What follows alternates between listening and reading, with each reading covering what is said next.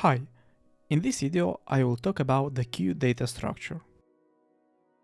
You can think about this data structure each time you see a queue at a shop, airport, cinema, hotel, bank or any other reception. Or when you think about the most goods inside a warehouse and how are they managed. Or each time you click next in your Spotify playlist.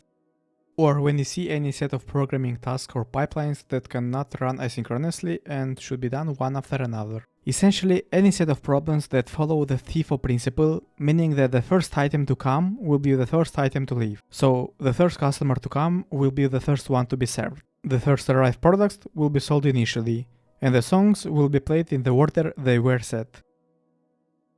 In a way, we can say that this is a specific implementation of an array list or linked list that restricts appending elements only to the end and removing elements only from the start. So the two must-have methods will be enqueue and dequeue. Besides those, we will need a first method and some auxiliary methods like size, isEmpty and toString.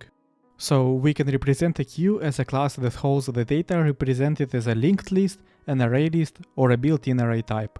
We will do all these three options. So, in the case of a linked queue, the property holding the data will be initialized as an empty linked list. In the case of an array list queue, the data will be stored as an array list, and ultimately, in the array queue, the data will be an empty list, just like in the array list itself.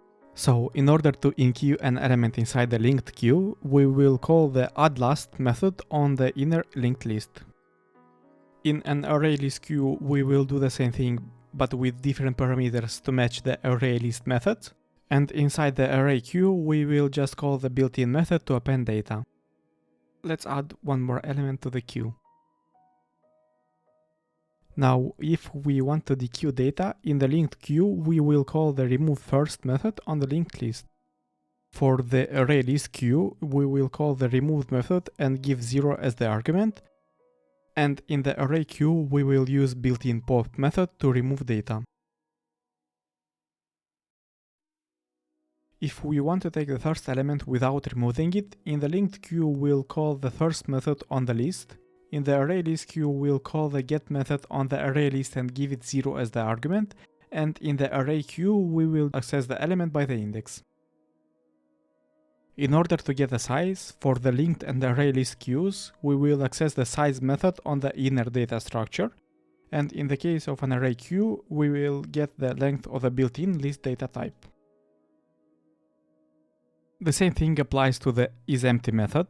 For the linked queue and array list queue, we will call the isEmpty method on the corresponding data type, and in the case of an array queue, we compare the length of the inner list with 0. The toString method is similar for the linked queue and array list queue, but for the array queue, we will concatenate the elements of the array into a string separated by a comma. Now let's test our queue data structure. We will use the linked queue, but the array list queue and the array queue will produce the same result. So we will create a new instance of a linked queue, enqueue 10 elements to it and print the result. Notice the output on the right. Then we dequeue one element. Then we print the first element of the queue and the queue itself. After that we play around by removing one element and adding another one and checking the result again. That's it for this video. See you in the next one.